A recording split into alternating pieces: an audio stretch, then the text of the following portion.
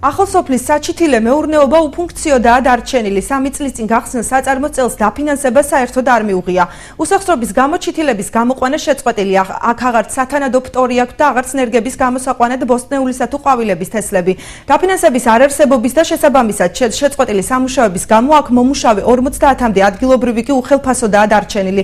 ხელფასი აქ მხოლოდ დაცვის თანამშრომელს ერიცხება. წლევანდელი ზამთრის გათვალისწინებით კი პრობლემაა სათბურის ავარიულობაც. დიდთოვლობამ დააზიანა კონსტრუქცია და სახურავი. პრობლემა სათბურის კოორდინატორთან ერთად დღეს ხელვაჩაურის საკრებულოს წევრი ნაციონალური მოძრაობიდან მიშა ბოლქვაძე გამოეხმაურა. იგი მომხდარში ხელისუფლებას ადანაშაულებს და პრობლემის დროულად გადაჭრისაკენ მოუწოდებს. ახალსოფლის ჩითილების სასათბურე მეურნეობა საქართველოს სათბურების კომპანიის საკუთრებაა. მის კეთილმოსაწყობად 1,5 მილიონი ლარი დაიხარჯა. დაფინანსება ფაქტიურად შეწყვეტილი არის.